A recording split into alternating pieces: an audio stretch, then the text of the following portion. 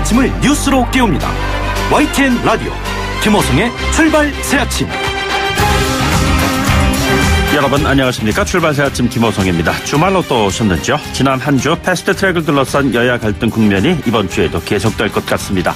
고성과 몸싸움, 실신, 야유, 장외 집회, 고발로 얼룩진 지난 한 주의 소용돌이 속에서 묻혀버렸던 행사가 있었습니다. 4.27 판문점 선언 한돌 행사였습니다. 먼 길, 멀지만 반드시 가야 할 길을 주제로 열린 4.27 선언 한돌 행사는 판문점에서도 뉴욕에서도 평화 손잡기로 가시화됐지만 정작 상대편 손길은 없었습니다. 북핵 해법을 위한 남북 북미 회담이 새로운 출구를 찾지 못하고 있는 가운데 북러 정상회담도 중러 정상회담도 신통치 않았습니다. 문재인 대통령은 판문점 선언이 횟수를 거듭할수록 우리는 되돌릴 수 없는 평화, 함께 잘 사는 한반도를 만날 것이라고 강조했지만 국내 정치 이슈에 묻혀버렸습니다. 군사 분계선 앞에서 판문각을 배경으로 바흐의 무반주 첼로 모음곡 1번이 연주되는 것을 지켜보면서 주변에 반주 없이 독주로만 울려 퍼지는 4.27 선언 1주년. 숨 고르게 하기에는 국내 정치 상황이 너무도 숨가쁜 것이 아닌가 하는 생각도 들었습니다. 오늘 1부에서 패스트트랙 중심에 있는 더불어민주당 이상민 사개특위 위원장 연결해서 현안 질문하도록 해보겠습니다. 4월 29일 월요일입니다. 잠시 후 출발하겠습니다.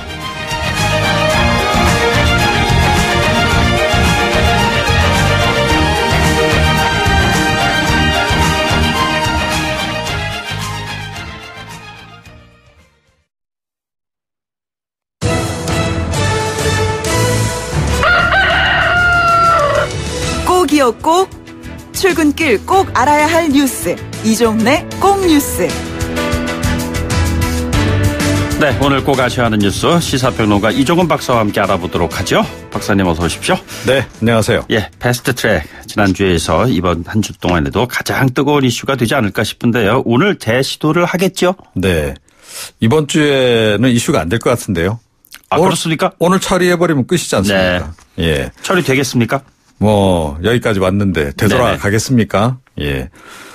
그동안에 이제 아시다시피 합의했고 추인 마쳤고 반대하던 사법개혁 특히 바른미래당 위원 2명 사보임까지 강행 처리했고 네네. 관련 법안 의안과 제출도 전자접수 방식까지 동원해서 마무리했고 이후 사개특위 회의 열어서 상정까지 마쳤단 말이죠. 예. 이제 남은 거는 표결만 하면 됩니다. 네네. 예. 그러니까 오늘 그냥 그대로 결행을 하지 않을까 이렇게 생각이 되고요. 예. 정치개혁 특위 같은 경우에는 아직 그 회의 개최 시도가 없습니다. 네네. 회의장을 또 이 자유한국당 쪽에서 일종의 본부로 쓰고 있기도 하고. 예. 그런데 반대하는 위원이 일단 없다는 거죠. 그래서 이걸 이제 강행 시도를 별로 안 한 거고요. 네네. 열기만 하면 어디에서건 처리에 네. 어려움은 없을 것이다. 이렇게 지금 보고 있는 겁니다. 예. 자유한국당하고 바른미래당 의원 일부가 지금 회의장 점거하고 있는 게 문제인데, 이거야 회의장 또 바꿔서 어디서든 처리할 수 있는 거 아니겠습니까? 네네. 예, 그렇게 지금 진행이 될 것 같고, 물리력을 동원해서라도 오늘은 마무리 짓지 않을까 싶네요. 네. 그런데 이런 속에 자유한국당 해산을 촉구하는 청와대 국민청원, 조금 전에 뉴스에도 나왔습니다만, 벌써 29만 명을 넘어섰다. 예, 그렇다고 하네요. 예, 이런 얘기가 나오네요. 네. 재미는 있겠네요. 만약에 해산시키면. 이게 28만 명이라고 그랬다가 조금 전에 나온 보도가 29만 명이라고 이렇게 나왔어요. 이게 청원에 답변하는 숫자가 20만 명 이상이잖아요. 네. 알겠습니다. 잠시 뒤에요. 저희가 이상민 사개특위 위원장을 전화 연결할 예정입니다. 관련된 질문을 좀 해보도록 하죠. 자, 그리고 북러 정상회담에서 6자 회담 재개 방안을 논의를 했는데 네. 정작 미국 쪽은 시큰둥한 반응입니다. 네, 그렇습니다. 존 볼턴 백악관 국가안보보좌관이 언론과 인터뷰 과정에서 관련 입장을 밝혔습니다. 6자 회담과 단계적 비핵화 해법 모두 과거에 실패한 정책이다. 예. 라고 일단 평가를 했고요. 그러면 트럼프 대통령이 푸틴 대통령이 6자 회담 제안에 찬성하느냐라고 하는 질문에 대해서도 대통령은 여전히 김 위원장과 3차 정상회담 가능성을 보고 있는 것 같다. 네네. 라고 답변했습니다. 여전히 탑다운 방식의 빅딜 선호하고 있다. 이제 이런 얘기고 우리 정부도 아직까지는 탑다운 방식을 선호하는 것으로 전해지고 있습니다. 사실은 뭐 한미 정상회담 때 이미 합의를 했잖아요. 예. 유효하다. 네네. 그러니 뭐 당분간 다른 또 트랙을 타기도 좀 어렵죠. 북러 정상회담 뒤에 이제 중러 정상회담도 이루어졌습니다. 이 자리에서도 육자회담 재개 관련해서 논의는 이루어졌다고 해요. 네네. 그런데 결론은 내리지 못한 것으로 이렇게 전해지고 있고, 회담 뒤 푸틴 대통령이 밝힌 것은 어떤 새로운 제안도 논의하지 않았답니다. 그래서 푸틴 대통령이 살짝 한 발 뺀 거 아니냐. 뭐 이런 얘기도 좀 나오고 있습니다. 그리고 지난 27일 아시다시피 판문점 회담 1주년 기념 행사 열렸는데요. 결국 단독 행사로 마무리되고 말았습니다. 알겠습니다. 자, A형 간염. 이게 사실은 일반인들에게는 가장 관심 있는 뉴스가 아닐까 싶어요. 네. 저는. 지금 확산일로 있잖아요. 그렇다고 합니다. 그러니까 지난 1월부터 이제 28일, 그러니까 어제까지 발생한 A형 간염 환자가 총 3,507명. 네네. 예, 올해 들어서 이제 이만큼 발생한 건데요. 지난해 같은 기간 대비 2.4배나 많이 발생했다는 겁니다. 예. 그런데 이게 좀 눈에 띄는 대목이 환자의 72.6%가 3040 세대. 네네. 그 중에서도 특히 30대가 37.4%로 나타났다고 합니다. 예. 이 항체 양성률이 특히 이 세대에서 좀 많이 낮다 그래요. 네네. 그러니까 중장년층이라든가 노년층은 아예 어렸을 때 A형 간염을 앓은 사람이 많아서 대다수 항체를 가지고 있다는 거고, 10대는 예방접종 대부분 그래서 항체를 가지고 있다는 겁니다. 10대, 네네. 20대는. 근데 요 딱 중간에 이제 이 세대가 좀 이제 위기에 처한 이제 그런 국면인데요. 홍역도 지금 비슷한 상황 아닙니까? 그죠? 예방접종이 불완전하게 이루어진 이 30세대 사이에서 지금 많이 발병을 했고, 그런데 뭐 아시다시피 지난 3월 고용 동향 때도 보면 3040 세대 취업자가 20만 명 이상 감소한 것으로 드러나기도 했죠. 3040 세대 순환 시대가 아닌가 싶네요. 네. 참 여러 가지 일자리 문제도 그렇고 개인의 질병 문제도 그렇고 참으로 어려운 그런 세대가 아닐 수가 없겠어요. 참 힘듭니다. 관련 소식은 4부에서 말이죠. 어떻게 예방할 수 있나 집중적으로 저희가 전해드리도록 하죠. 자, 그리고 지리산 천은사 통행료 폐지라는 것이 이게 보면은 사찰을 가지 않고 등반 산에만 가는데도 불구하고 입장요금을 내야만 한다. 이렇게 불만이 많았던 사안이잖아요. 네, 그렇습니다. 시민단체들이 계속 반대하기도 했었고 폐지하라고 또 주장도 해왔습니다. 그동안 뭐 지리산 다녀오신 분들 사이에서 이게 불만이 굉장히 많이 야기가 됐던 사안입니다. 네네. 예. 선적 통행료다. 뭐 산적 통행료다. 이런 얘기까지 이제 불리기도 했었고 이제 그랬었는데 언제부터 일단 폐지되느냐? 오늘 11시부터입니다. 네네. 예, 입산하실 분들 조금 기다리셨다가 천천히 올라가시는 게 어떨까 싶긴 합니다. 예. 아시다시피 뭐 한 1987년부터 국립공원 입장료하고 별도로 문화재 관람료 명목으로 통행료 1,600원을 이제 받아왔던 거고요. 네네. 2007년에 국립공원 입장료가 폐지가 됐는데 그 이후에도 이건 계속 징수했습니다. 결국 관계기관 그리고 천은사 측이 이제 협의를 거쳐서 합의안을 만든 건데요. 자, 그러면 이게 공짜냐? 네, 그건 아닙니다. 환경부가 천은사 주변 탐방로 정비해주고 문화재청은 이 문화재 보수 협조하기로 하고 전라남도는 천은사 운영사업 지원하기로 하고 결국 국민 세금으로 대납해 주는 그런 상황이 지금 되고 있는데요. 아직도 많거든요. 이런 문화재 관람료 받는 그렇죠? 것. 주차비 받는 것도 많고. 부처님 살아계신다면 뭐라고 말씀하실까요? 부처님 오신 날 곧 올 테니까요. 한번 여쭤보도록 하겠습니다. 오늘 말씀 여기까지 듣죠. 고맙습니다. 네. 이종훈 시사평론가였습니다.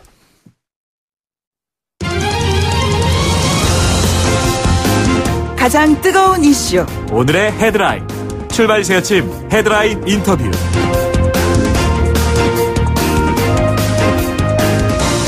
네, 국회 상황 지난주에서 이번 주에도 굉장히 뜨겁게 이어지지 않을까 이런 생각이 듭니다. 여야의 상호 막고발전으로 극한 대치가 이어지고 있습니다. 법안 처리를 하겠다는 것이 지금 국회의 모습인데요.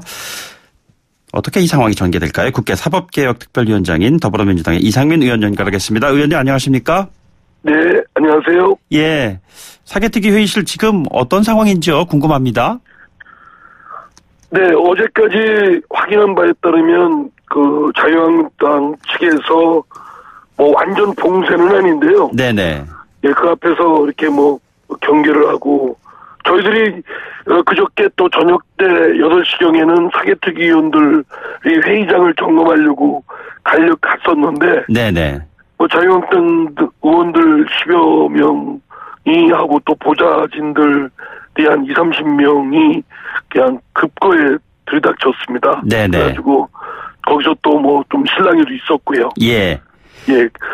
아마 뭐 저희들이 또 이제 회의실을 들어가려고 하면 또 이제 그 물리력을 동원해서 막지 않을까 이런 그런 걱정도 하는데요. 네네. 제발 좀 그러지 않았으면 좋겠다 말씀드립니다. 예, 지금 의원께서는 사개특위 위원장이시지 않습니까? 네네. 예, 다음 회의가 열리면 바로 패스트트랙 지정 표결을 진행할 것이다. 뭐 이렇게 분명히 또 말씀하셨는데 오늘 진행할 수 있을까요? 저 여건은 다 충분히 충족되어 있고 또 조건도 숙성되어 있다고 생각됩니다. 네네. 여러 가지 의원 출석이나 또 여러 가지 표 상황을 점검을 한 상황을 보면 여러 가지 개의를 하면 곧바로 국회법상 무기명 투표로 결정짓도록 되어 있거든요. 예. 그렇기 때문에 그건 뭐 위원장이 마음대로 할 수 있는 게 아니고 이거는 대체 토론이 필요한 것이 아니라 상정을 해서 시작을 하면 곧바로 이제 그 무기명 표결에 들어갈 수 있도록 했고 그런 여러 가지 제반 정황을 다 살펴보면 충분히 조건은 성숙되어 있습니다. 좀 구체적으로요. 바른미래당이 표결에 나설 수 있을까? 뭐 이런 의문을 제기하는 사람들이 꽤 있는 것 같습니다. 김관영 원내대표가 당 내용 때문에 시간을 좀 갖겠다 이런 얘기를 한 가운데 말이죠. 글쎄요. 바른미래당의 구체적인 당내 사정은 다른 당 문제이기 때문에 제가 뭐라고 말씀드리긴 그렇고요.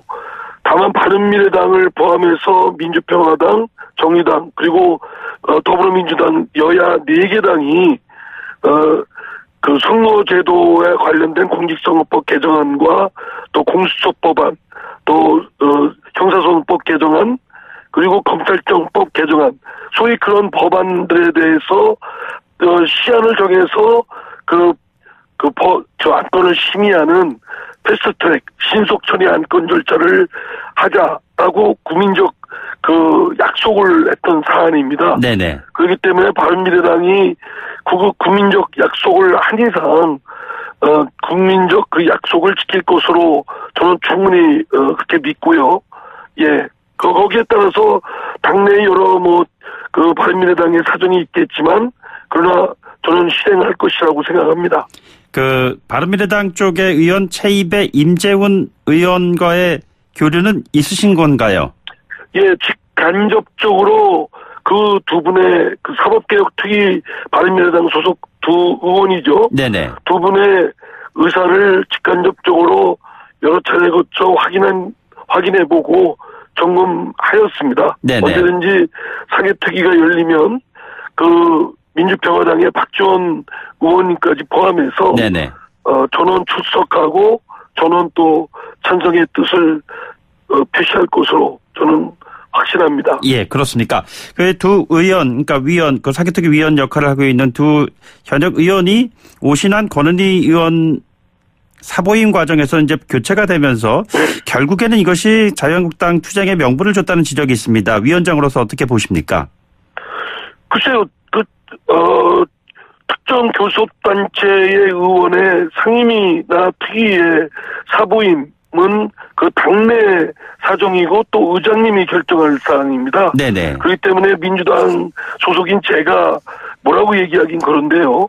그러나 지금까지 회기 중에 당내의 특별한 사정이 있으면 언제든지 소속 의원을 사보임 시켜왔던 거는 이번만 그런 것이 아니고 자유한국당도 여러 차례 그렇게 해왔고 더불어민주당도 그렇게 해왔습니다. 네네. 이런 것들에 대해서는 그 특정 정당의 교수단체 대표의 뜻에 따라서 이렇게 움직여 운영해 왔고 그렇게 양해되어 왔기 때문에 이제 와서 특정 사안에 대해서 그것이 문제 있다라고 제3당이 문제 제기하는 건 그건 말이 안 되죠. 네네. 예, 근데 바른미래당 당내에서 그런 갈등이 있다면 뭐 그건 그 당내 내의 문제니까 그건 저희들은 지켜볼 수밖에 없겠지만 예. 자유한국당이 바른미래당의 당내 문제에 대해서 갖다붙다 얘기하는 건 그건 금도를 넘어선 거 아니겠습니까? 예, 예.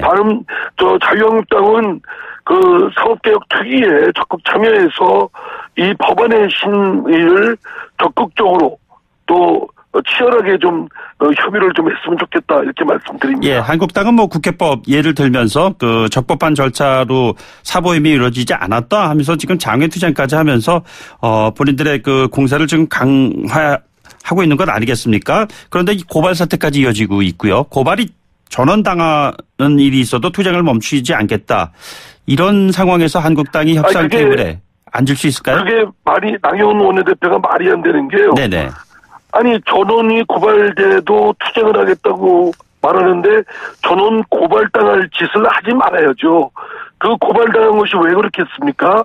지금 그 법률안을 국회 그 접수처 그 사무처에 접수시키려고 하는데 그걸 사무실을 원천 봉쇄시키고 문을 잠가버리고 물리력을 행사하고 팩스나 컴퓨터 장치를 다 꺼버리고 이러면서 그 접수를 막고 법률안 접수를 막고 또 회의실도 그 불법 점거에서 그 국회의원들의 회의장 입장을 몸으로 막고 뭐 이런 일이 있어야 되겠습니까? 네네. 다른 본인들이 마음에 안 들면 그거에 대해서 반대를 표시하든가 다른 정치적 의사 표시를 해야지. 예. 다른 의원들의 법률안 제출권이라든가 법안 심의라든가 회의 참석 같은 걸 막아버리면 그게 국회의 기능을 마비시키고 중단시키는 건데. 네네. 그거야말로 중대한 그건 불법 점거고.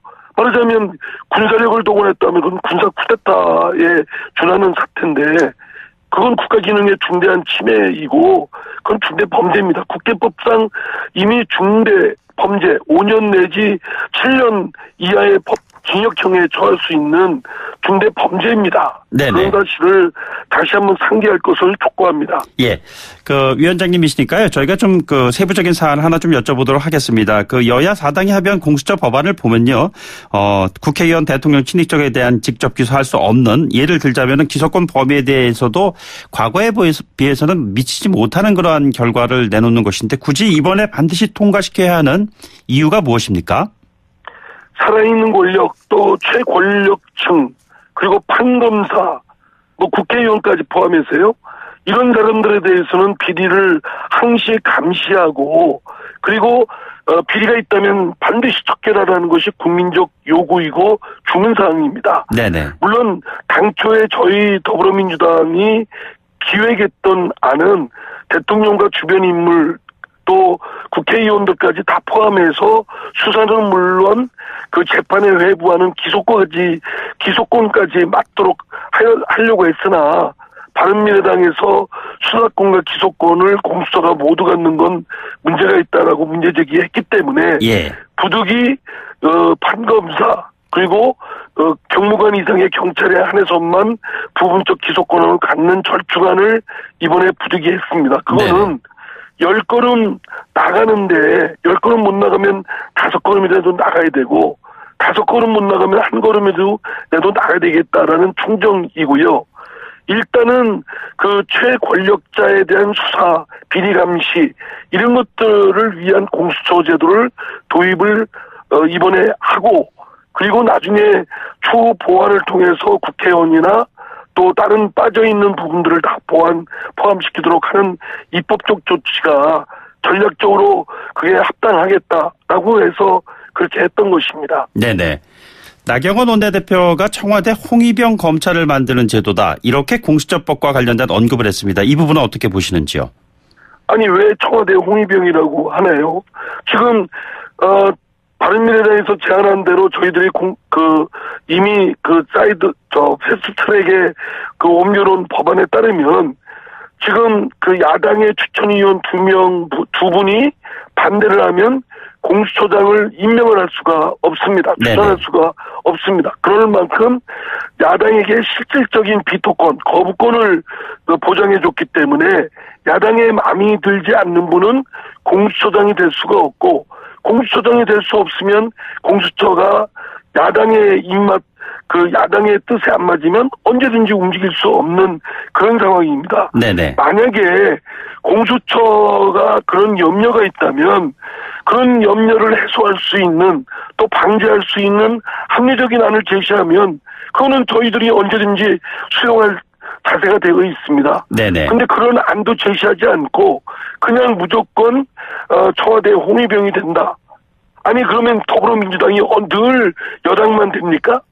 또 자유한국당도 여당이 될 때가 있는데 그러면 자유한국당이 홍위병 된다는 걸 반대한다는 것입니까? 네네. 그래서 저는 괜한 그거는 핑계이고 실제로 하고 싶지 않는 그 핑계 때문에 지금 패스트트랙이라는 사태까지 온 거 아니겠습니까? 그러지 말고 최고 권력자, 살아있는 권력, 판검사들에 대한 또 국회의원들에 대한 그 항시 비리를 감시하고 비리가 있으면 척결하겠다는 국민적 요구를 저는 받아들여야 된다고 생각합니다. 네. 마지막 질문 드리겠습니다. 민주당 사개특위 의원들을 한국당이 폭력행위로 고발을 했습니다. 어떻게 대응하실 계획이신지요? 민주당의 사개특위 의원들이 뭘 잘못했습니까? 제가 민주당 소속이라 그냥 편드는 게 아니라 불법적으로 회의실을 점거하고 법률안 제출을 막고자 한 장본인들은 자유한국당 나경원 원내대표를 비롯한 국회의원들, 자유한국당 측 사람들입니다. 민주당 의원들이 뭘 어떻게 했습니까? 그냥 회의실에서 쫓겨나고 법안 제출을 하지 못하고 그냥 무력하게 바라보고만 있었고, 그런 상태에 대해서 오히려 피해자 코스프레하는 것, 그런 기만책 쓰지 않기를 바랍니다. 국민이 다 지켜보고 있고요. 다 찍어놓은 방송사의 필름들 다 있습니다. 예. 알겠습니다. 위원장님, 오늘 말씀 여기까지 듣죠. 오늘 말씀 고맙습니다. 네, 감사합니다. 지금까지 국회 사법개혁특별위원장인 더불어민주당의 이상민 의원이었습니다. 1부 마치고요. 2부에 돌아오죠. 뉴스를 만들어내는 뉴스, 이슈를 끌고 가는 이슈.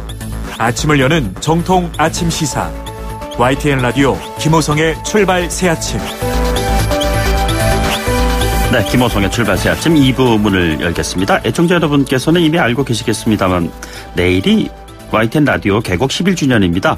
11살 생일을 맞이하게 되는 거예요. 저희 94.5MHz YTN 라디오가 1+1 이벤트 진행을 합니다. 청취자 여러분의 문자 참여 선물 대잔치가 진행이 되는데요. YTN 라디오 진행자들의 역할을 바꿔가면서 청취자 여러분들을 찾아뵙게 되는 겁니다. 이 시간 출발 새 아침 진행자가 과연 누가 될까요? 저도 물론 다른 프로의 진행자도 좀 나서게 됩니다. 기대가 됩니다. 2부에서는요, 고 장자연 씨 사건 관련된 인터뷰가 준비되어 있습니다. 잠시 광고 듣고 돌아오죠.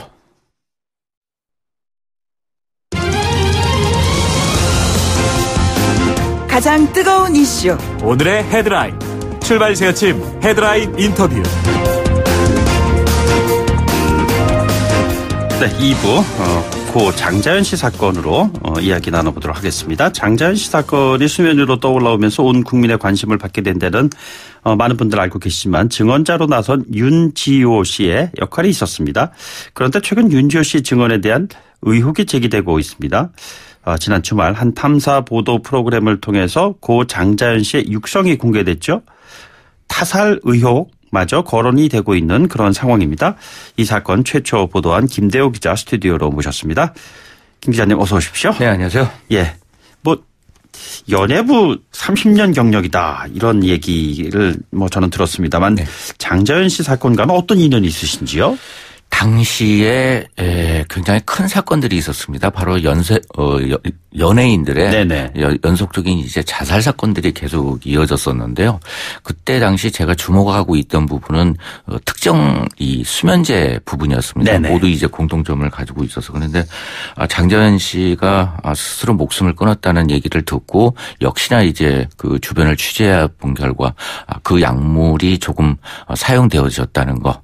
거를 확인했고요. 한데 저희 그 일선 취재 기자가 그 현장에서 보고하는 내용은 이 매니저가 문건을 가지고 있다는 내용이 그 등장을 해가지고 네네.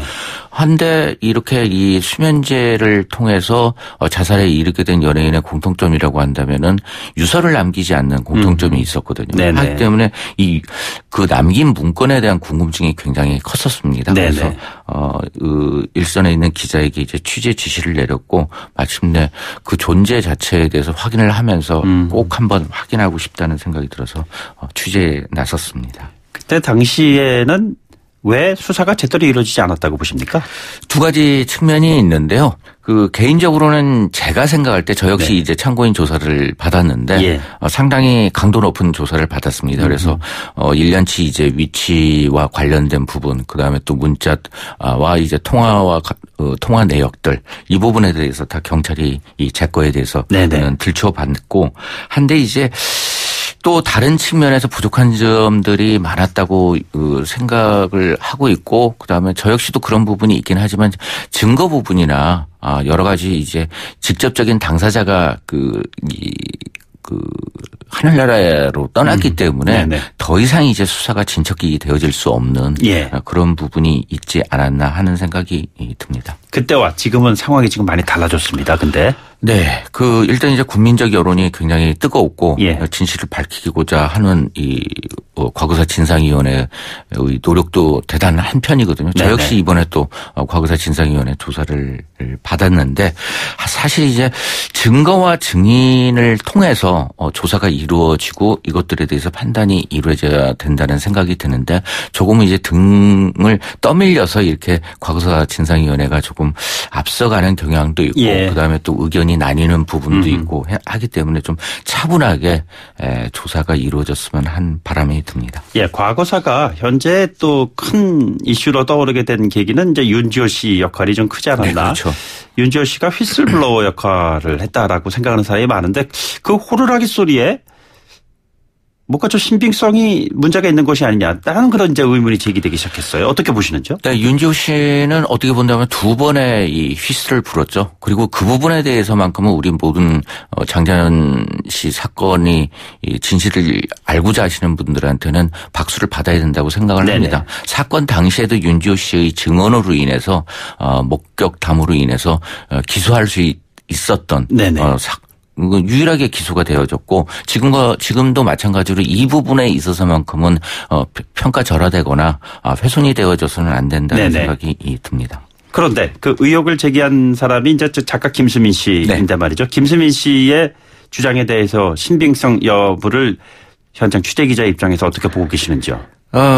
사실 이제 과거사 진상조사위원회에서도 김수민 작가에 대한 검증을 했습니다. 물론 이제 이 부분은 윤지호 씨에 대한 증언에 대한 검증 차원이기도 했는데요. 그 전에 제가 이제 이 김수민 작가와 윤지호 씨가 주고받은 카톡 내용과 이제 검찰 과거사 진상조사위원회와 주고받은 카톡 내용, 윤지호 씨가 주고받은 것이죠. 이 부분을 확인하고 그다음에 또 이 직접적인 김수민 작가와 윤지호 씨가 만나서 한 얘기를 종합을 해봤을 때는 여러 가지 뭐라 그럴까요? 좀 의심점들이 확연하게 드러나는 측면이 있었습니다. 그러니까 일반인들 입장에서 누구 말이 맞는가가 참 궁금해요.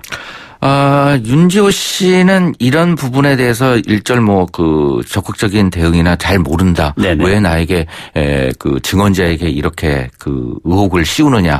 이렇게 이야기를 하고 있습니다만 김수민 작가는 일관되게 이 윤지호 씨가 나에게 사적인 자리에서 장자연 씨를 잘 몰랐다. 9살이나 나이 차이가 났기 때문에 잘 모르는 관계였다라고 이야기를 했고 그다음에 또 문건을 본 건 역시 윤지호 씨 같은 경우에는 문건을 태운 보훈사에서 유족이 보는 앞에서 봤다. 이렇게 주장을 하고 있습니다만 김수민 작가는 그것이 아니라 나에게 새벽 3시에 이제 이야기를 한 거로서는 경찰 조사를 받으면서 경찰이 놓고 간 그걸 봤다. 그 조사 서류에서 봤다. 이렇게 이야기를 하고 있다고 김수민 작가는 현재 주장을 하고 있습니다. 근데 윤지호 씨 그 얘기를 보면은 예를 들자면 캐나다로 출국하게 되는 배경에서 엄마에 대한 얘기를 했는데 엄마가 캐나다에 있다고 그러는데 국내에 있었잖아요. 네, 그렇죠. 근데 이제 검찰 과거사 진상위원회에서도 잘 몰랐던 부분이 있었는데 네네. 바로 이제 이 윤조 씨가 카톡 내용을 종합을 해보면은 자신의 심리 상태가 굉장히 불안한 상황이기 때문에 심리치료사를 함께 동행을 해야 된다고 이야기를 합니다. 네네. 근데 이제 바로 이제 심리치료사 부분이 예. 어머니였던 것이죠. 그리고 또 이제 어머니 같은 경우에는 지금 이 윤조 씨는 암 진단과 관련된 내용을 계속적으로 이야기하고 있는데 김소민 작가와 나눈 카톡 내용상에서는 이미 그 종양 암이 아닌 예. 일반적인 종양 진단과 관련돼서 한국에서 치료를 받고 있는 것으로 확인이 된 사안입니다. 예, 일부 그 언론에서 보도한 사안입니다만 장자연 씨의 그 육성이 네. 공개되면서 네. 굉장히 그 위험한 상황에 처해 있었다는 그런 정황이 드러났는데요. 이거를 어떻게 우리가 지금 봐야 될까요? 네, 이 한 프로그램에서 공개를 해서 화제가 되고 있죠. 네네. 그리고 이제 이 부분과 같은 경우에는 이미 당시 그 경찰 조사나 아니면 검찰 수사 단계에서 증거로 제출된 그 육성 파일입니다. 그리고 이제 이 밖에도 장자연 씨가 다른 사람들에게 당시 심정을 호소한 적은 굉장히 많아요. 증거로 있거나 아니면 남아있지 않은 상황에서도 이 상황은 이제 뭐 윤지호 씨처럼 단순하게 위약금 600만 원을 내고 나갈 수 있는 상황이 아니라 예. 여러 가지 그 협박을 소속사 대표로서 대표에게 받았던 상황이고 예. 그다음에 또 연예계는 물론이고 다른 이제 법적인 그 압박. 그리고 또 이제 다른 조금 이제 무슨 조직으로부터의 그 해약 예. 이런 협박 부분을 계속적으로 받았기 때문에 상당히 어려운 상황이었던 것이죠. 그래서 여러 군데에서 이런 부분들은 현재 체크가 되고 있는 상황입니다. 예, 지금 보면은 한 고인의 그 죽음을 둘러싸고 진위 공방, 진술이 엇갈리고 이렇습니다만 본질적인 문제를 돌아가자면은 이것이 어떤 권력이 있고 거기에 성접대와 연결된 어떤 카르텔의 고리가 있고 여기에 개인의 인권이 무참히 짓밟히는 어떤 그러한 상황이 벌어졌다는 거 아니겠어요? 네, 그렇죠. 이 고인이 지금 현재 없기 때문에 이 상황에 대해서 종합적으로 설명할 수 있는 방법, 그다음에 또 진실을 찾기가 굉장히 어려운 방법, 난관에 부딪혀 있지만은 당시 참석했던 사람들의 면면은 여러 가지 조사를 통해서 밝혀진 내용이거든요. 여기에는 이제 방송 권력을 지닌 감독들, 그다음에 또 이제 연예 권력을 가진 매니지먼트사 대표들, 그리고 또 이제 금융과 관련된 내용들, 그다음에 또 물론 이제 화제가 되고 있는 언론 관계자들, 그리고 또 이제 일부 이제 정치 지망생으로 표현이 되고 있습니다만 실제적으로 이 장자연 씨의 신체에 대해서 성추행을 했던 것으로 혐의가 있는 정치 지망생 모두 다 권력을 지닌 사람들이죠. 여기에 이제 중간 거점이라고 하는 것은 바로 이제 장자연 씨 가 속해 있던 소속사 대표가 그 자리에 있는 것이고 이 소속사 대표의 어떤 금융이나 대출이나 아니면은 또 이제 그 작품에 출연시키기 위한 그런 어떤 노비 부분 이런 부분에 대해서 신연기자가 동원이 된 것만큼은 분명한 사실입니다. 과거에도 사실은 일부 여자 연예인들이 그 소속사 대표의 사업이나 아니면은 또 작품 제작 또 이제 정치인들과 친분이 있는 경우에는 그런 술자리가 조금 있기는 했었습니다만 굉장히 예외적으로 상당히 많고 장자연 씨가 이렇게 그 접대를 했던 부분들이 상당히 너무나 좀 지나치게 많은 측면이 있습니다. 과거 얘기가 그렇다 치고요. 버닝썬 사태 같은 현재 진행형인 이 사태들을 보면은 연예계의 성접대 문화가 여전히 있을 것으로 추정되는 정황들이 곳곳에서 드러나고 있는데 30년 기자 생활을 통해서 어떻게 판단하고 계십니까? 네, 그 장자연 씨 사건이 굉장히 우리 사회에 던진 화두나 아니면은 또 여러 가지 것들을 만들어줬는데요. 당시 사건이 있으면서 인권위원회에서 여성 연예인의 성착취와 관련된 포럼이 개최될 정도로 그 문제가 됐었습니다. 그리고 또 한번 그 사안에 대해서 들춰보는 계기가 됐었고 그것을 계기로 해서 많이 개선된 측면이 있거든요. 하지만 이 버닝썬과 같은 경우도 그렇고 우리 사회에는 아직까지도 조금은 그런 측면들 이 스타가 되겠다는 하나의 희망을 품고서 네네. 어떤 일이건 마다하지 않겠다라는 그 여자 연예인들의 소박한 희망 부분들을 네네. 상당히 그 유린하고 그다음에 또 이제 이것을 이용하는 그런 측면들은 아직까지 남아있지 않나 하는 생각이 듭니다. 그리고 또 이 버닝썬과 같은 경우에는 뭐 승리라고 하는 그 이 뮤지션이 네네. 실질적으로 이제 권력의 위치에 자리 잡고서 이른바 이제 이 업소에서 일하는 여성들을 동원한 그런 측면들도 있기 때문에 같은 연예인임에도 불구하고 이용의 대상으로 삼거나 뭐 아니면 그런 측면들이 있기 때문에 이 점에 대해서는 우리 사회가 많은 반성을 해야 되지 않을까 생각됩니다. 알겠습니다. 지금까지 김대호 기자와 함께했습니다. 오늘 말씀 고맙습니다.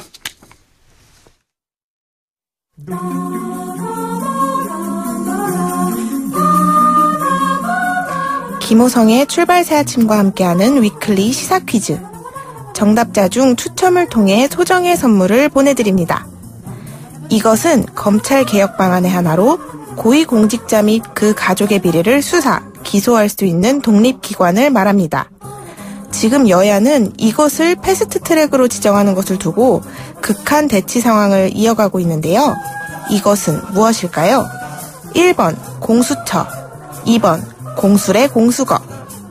짧은 문자 50원, 긴 문자 100원의 유료 메시지 샵 0945, 샵 0945로 보내주시면 됩니다. 김호성의 출발 새 아침 2부 여기서 마치고요. 잠시 후 8시 10분 3부에서 만나요.